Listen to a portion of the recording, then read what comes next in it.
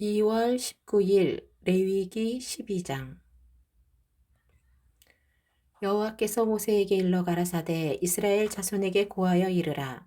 여인이 잉태하여 남자를 낳으면 그는 7일 동안 부정하리니 곧 경도할 때와 같이 부정할 것이며 제 8일에는 그 아이의 양피를 벨 것이요 그 여인은 오히려 33일을 지나야 산혈이 깨끗하리니 정결케 되는 기한이 차기 전에는 성물을 만지지도 말며 성소에 들어가지도 말 것이며 여자를 낳으면 그는 27일 동안 부정하리니 경도할 때와 같을 것이며 사녀리 깨끗하게 됨은 66일을 지나야 하리라. 자녀간 정결케 되는 기한이 차거든 그 여인은 번제를 위하여 1년 된 어린 양을 취하고 속죄제를 위하여 집 비둘기 새끼나 산 비둘기를 취하여 회막문 제사장에게로 가져갈 것이요 제사장은 그것을 여호와 앞에 들여서 여인을 위하여 속죄할지니 그리하면 산열이 깨끗하리라. 이는 자녀간 생산한 여인에게 대한 규례니라. 그 여인의 힘이 어린 양에게 미치지 못하거든 산 비둘기 둘이나 집 비둘기 새끼 둘을 가져다가 하나는 번제물로 하나는 속죄 제물로 삼을 것이요 제사장은 그를 위하여 속죄할지니 그가 정결하리라. 레위기 13장. 여호와께서 모세와 아론에게 일러 가라사대 사람의 피부에 무엇이 돋거나 딱지가 앉거나 색점이 생겨서 그 피부에 문둥병같이 되거든 곧 제사장 아론에게나 그 자손 중 한 제사장에게로 데리고 갈 것이요 제사장은 그 피부의 병을 진찰할지니 환처에 털이 휘어졌고 환처가 피부보다 우묵하여졌으면 이는 문둥병의 환처라. 제사장이 진단하여 그를 부정하다 할 것이요 피부에 색점이 희나 우묵하지 아니하고 그 털이 희지 아니하면 제사장은 그 환자를 7일 동안 금고할 것이며 7일 만에 제사장이 그를 진찰할지니 그의 보기에 그 환처가 변하지 아니하고 병색이 피부에 퍼지지 아니하였으면 제사장이 그를 또 7일 동안을 금고할 것이며 7일 만에 제사장이 또 진찰할지니 그 환처가 엷어졌고 병색이 피부에 퍼지지 아니하였으면 피부병이라. 제사장이 그를 정하다 할 것이요 그는 옷을 빨 것이라. 그리하면 정하리라. 그러나 정결한 여부를 위하여 제사장에게 보인 후에 병이 피부에 퍼지면 제사장에게 다시 보일 것이요 제사장은 진찰할지니 그 병이 피부에 퍼졌으면 그를 부정하다 진찰할 것이라. 이는 문둥병임이니라. 사람에게 문둥병이 들었거든 그를 제사장에게로 데려갈 것이요 제사장은 진찰할지니 피부에 흰 점이 돋고 털이 휘어지고 거기 난육이 생겼으면 이는 그의 피부에 오랜 문둥병이라. 제사장이 부정하다 진단할 것이요 그가 이미 부정하였은즉 금고하지는 않을 것이며 제사장의 보기에 문둥병이 그 피부에 크게 발하였으되 그 환자의 머리부터 발까지 퍼졌거든 그가 진찰할 것이요 문둥병이 과연 그 전신에 퍼졌으면 그 환자를 정하다 할지니 다 휘어진 자인즉 즉 정하거니와 아무 때든지 그에게 난육이 발생하면 그는 부정한즉 제사장이 난육을 보고 그를 부정하다 진단할지니 그 난육은 부정한 것인즉 이는 문둥병이며 그 난육이 변하여 다시 휘어지면 제사장에게로 갈 것이요 제사장은 그를 진찰하여서 그 환처가 휘어졌으면 환자를 정하다 할지니 그는 정하니라. 피부에 종기가 생겼다가 나았고 그 종처에 흰 점이 돋거나 희고 불구스름한 색점이 생겼으면 제사장에게 보일 것이요 그는 진찰하여 피부보다 얇고 그 털이 희면 그를 부정하다 진단할지니 이는 종기로 된 문둥병의 환처임이니라. 그러나 제사장의 보기에 거기 흰 털이 없고 피부보다 얕지 아니하고 빛이 엷으면 제사장은 그를 7일 동안 금고할 것이며 그 병이 크게 피부에 퍼졌으면 제사장은 그를 부정하다 진단할지니 이는 그 환처임이니라. 그러나 그 색점이 여전하고 퍼지지 아니하였으면 이는 종기 흔적이니 제사장은 그를 정하다 진단할지니라. 피부를 불에 대었는데 그 댄 곳에 불구스름하고 희거나 순전히 흰 색점이 생기면 제사장은 진찰할지니 그 색점의 털이 희고 그 자리가 피부보다 오목하면 이는 화상에서 발한 문둥병인즉 제사장은 그를 부정하다 할 것은 문둥병의 환처가 됨이니라. 그러나 제사장의 보기에 그 색점에 흰털이 없으며 그 자리가 피부보다 얕지 아니하고 빛이 열부면 그는 그를 7일 동안 금고할 것이며 7일 만에 제사장이 그를 진찰할지니 만일 병이 크게 피부에 퍼졌으면 그는 그를 부정하다 진단할 것은 문둥병의 환처임이니라. 만일 색점이 여전하여 피부에 퍼지지 아니하고 빛이 열부면 화상으로 부은 것이니 제사장은 그를 정하다 할 것은 이는 화상의 흔적임이니라. 남자나 여자의 머리에나 수염에 환처가 있으면 제사장은 진찰할지니 환처가 피부보다 우묵하고 그 자리에 누르고 가는 털이 있으면 그는 그를 부정하다 할 것은 이는 옴이라. 머리에나 수염에 발한 문둥병임이니라.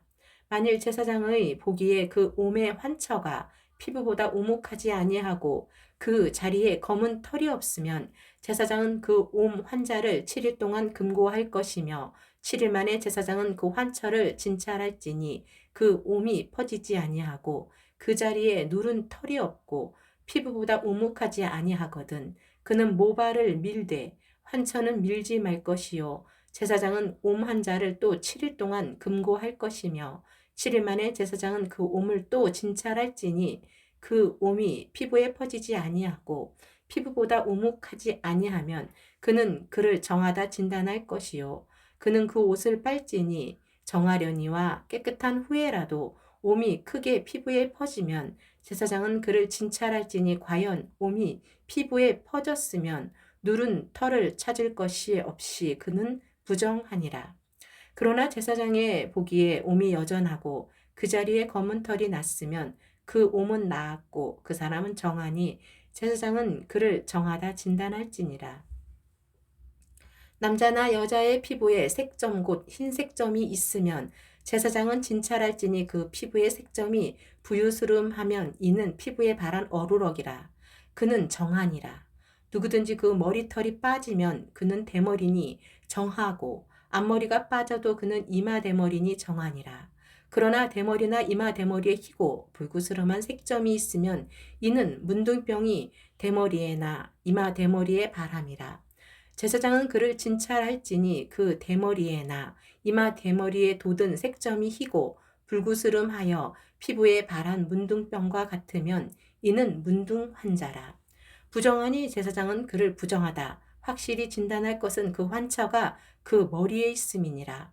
문둥 환자는 옷을 찢고 머리를 풀며 윗입술을 가리우고 외치기를 부정하다 부정하다 할 것이요 병 있는 날 동안은 늘 부정할 것이라.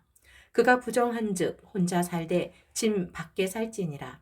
만일 의복에 문둥병 색점이 발하여 털옷에나 베옷에나 배나 털에 날에나 씨에나 혹 가중에나 무릇 가죽으로 만든 것에 있대 그 의복에나 가죽에나 그 날에나 씨에나 무릇 가죽으로 만든 것에 병색이 푸르거나 붉으면 이는 문둥병의 색점이라. 제사장에게 보일 것이요 제사장은 그 색점을 살피고 그것을 7일 동안 간직하였다가 7일 만에 그 색점을 살필지니 그 색점이 그 의복의 날에나 씨에나 가죽에나 가죽으로 만든 것에 퍼졌으면 이는 악성 문둥병이라. 그것이 부정하니 그는 그 색점 있는 의복이나 털이나 배의 날이나 씨나 무릇 가죽으로 만든 것을 불사를 찌니 이는 악성 문둥병인즉 그것을 불사를 지니라. 그러나 제사장의 보기에 그 색점이 그 의복의 날에나 씨에나 무릇 가죽으로 만든 것에 퍼지지 아니하였으면 제사장은 명하여 그 색점 있는 것을 빨게 하고 또 7일 동안 간직하였다가 그 빵 곳을 볼지니 그 색점의 빛이 변치 아니하고 그 색점이 퍼지지 아니하였으면 부정하니 너는 그것을 불사르라. 이는 거죽에 있든지 속에 있든지 악성 문둥병이니라. 빤 후에 제사장의 보기에 그 색점이 열부면 그 의복에나 가죽에서나 그 날에서나 씨에서나 그 색점을 찢어 버릴 것이요 그 의복의 나래나 씨에나 무릇 가죽으로 만든 것에 색점이 여전히 보이면 복바라는 것이니 너는 그 색점 있는 것을 불사를지니라. 내가 빤 의복의 나래나 씨에나 무릇 가죽으로 만든 것에 그 색점이 벗어졌으면 그것을 다시 빨아야 정하리라.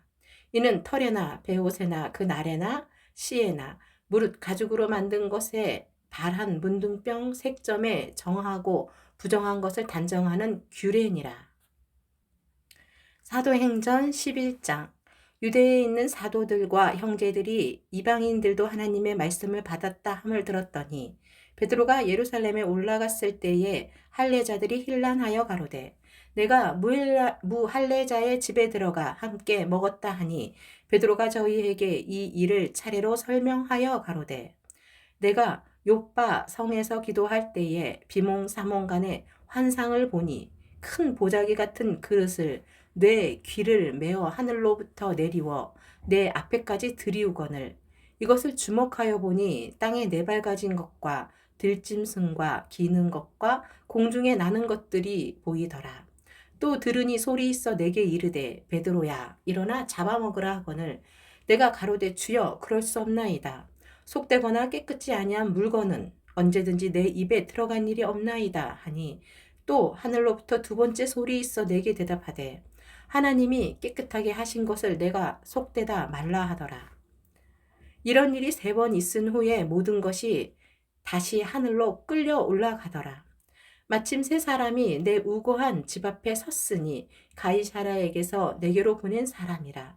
성령이 내게 명하사 아무 의심 말고 함께 가라 하심에 이 6 형제도 나와 함께 가서 그 사람의 집에 들어가니 그가 우리에게 말하기를 천사가 내 집에 서서 말하되 내가 사람을 욥바에 보내어 베드로라 하는 시몬을 청하라. 그가 너와 내 온 집의 구원 얻을 말씀을 내게 이르리라 함을 보았다 하거늘 내가 말을 시작할 때에 성령이 저희에게 임하시기를 처음 우리에게 하신 것과 같이 하는지라.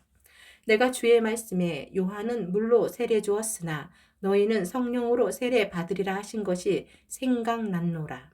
그런즉 하나님이 우리가 주 예수 그리스도를 믿을 때에 주신 것과 같은 선물을 저희에게도 주셨으니 내가 누구간데 하나님을 능히 맡겠느냐 하더라. 저희가 이 말을 듣고 잠잠하여 하나님께 영광을 돌려가로되 그러면 하나님께서 이방인에게도 생명 얻는 회개를 주셨도다 하니라. 때에 스데반의 일로 일어난 환난을 인하여 흩어진 자들이 베니게와 구브로와 안디옥까지 이르러 도를 유대인에게만 전하는데 그 중에 구브로와 구레네 몇 사람이 안디옥에 이르러 헬라인에게도 말하여 주 예수를 전파하니 주의 손이 그들과 함께 하심에 수다한 사람이 믿고 죽게 돌아오더라. 예루살렘 교회가 이 사람들의 소문을 듣고 바나바를 안디옥까지 보내니 저가 이르러 하나님의 은혜를 보고 기뻐하여 모든 사람에게 굳은 마음으로 죽게 붙어 있으라 권하니 바나바는 착한 사람이요 성령과 믿음이 충만한 자라. 이에 큰 무리가 죽게 더하더라. 바나바가 사울을 찾으러 다소에 가서 만남에 안디옥에 데리고 와서 둘이 교회에 1년간 모여 있어 큰 무리를 가르쳤고 제자들이 안디옥에서 비로소 그리스도인이라 일컬음을 받게 되었더라. 그때의 선지자들이 예루살렘에서 안디옥에 이르니 그 중에 아가보라 하는 한 사람이 일어나 성령으로 말하되 천하가 크게 흉년 들리라 하더니 글라우디오 때에 그렇게 되니라. 제자들이 각각 그 힘대로 유대에 사는 형제들에게 부조를 보내기로 작정하고 이를 실행하여 바나바와 사울의 손으로 장로들에게 보내니라. 사도행전 12장. 그때 헤롯 왕이 손을 들어 교회 중 몇 사람을 해하려 하여 요한의 형제 야고보를 칼로 죽이니 유대인들이 이 일을 기뻐하는 것을 보고 베드로도 잡으려 할세 때는 무교절일이라. 잡음에 옥에 가두어 군사 넷씩인 네 패에게 맡겨 지키고 6월절 후에 백성 앞에 끌어내고자 하더라. 이에 베드로는 옥에 갇혔고 교회는 그를 위하여 간절히 하나님께 빌더라. 헤롯이 잡아내려고 하는 그 전날 밤에 베드로가 두 군사 틈에서 두 쇠사슬에 매여 누워 자는데 파수꾼들이 문 밖에서 옥을 지키더니 호련히 주의 사자가 곁에 섬에 옥중에 광채가 조요하며 또 베드로의 옆구리를 쳐 깨워 가로되 급히 일어나라 하니 쇠사슬이 그 손에서 벗어지더라. 천사가 가로되 띠를 띠고 신을 들매라 하거늘 베드로가 그대로 하니 천사가 또 가로되 겉옷을 입고 따라오라 한데 베드로가 나와서 따라갈새 천사의 하는 것이 참인 줄 알지 못하고 환상을 보는가 하니라. 이에 첫째와 둘째 파수를 지나 성으로 통한 쇠문에 이르니 문이 절로 열리는지라. 나와 한 거리를 지나매 천사가 곧 떠나더라. 이에 베드로가 정신이 나서 가로되 내가 이제야 참으로 주께서 그의 천사를 보내어 나를 헤로데 송과 유대 백성의 모든 기대에서 벗어나게 하신 줄 알겠노라 하여 깨닫고 마가라 하는 요한의 어머니 마리아의 집에 가니 여러 사람이 모여 기도하더라. 베드로가 대문을 두드린데 로데라 하는 계집아이가 영접하러 나왔다가 베드로의 음성인 줄 알고 기뻐하여 문을 미처 열지 못하고 달려들어가 말하되 베드로가 대문 밖에 섰더라 하니 저희가 말하되 내가 미쳤다 하나 계집아이는 힘써 말하되 참말이라 하니 저희가 말하되 그러면 그의 천사라 하더라. 베드로가 문 두드리기를 그치지 아니하니 저희가 문을 열어 베드로를 보고 놀라는지라. 베드로가 저희에게 손짓하여 종용하게 하고 주께서 자기를 이끌어 옥에서 나오게 하던 일을 말하고 또 야고보와 형제들에게 이 말을 전하라 하고 떠나 다른 곳으로 가니라. 나리샘의 군사들은 베드로가 어떻게 되었는지 알지 못하여 적지 않게 소동하니 헤롯이 그를 찾아도 보지 못하매 파수꾼들을 신문하고 죽이라 명하니라. 헤롯이 유대를 떠나 가이사라로 내려가서 거하니라.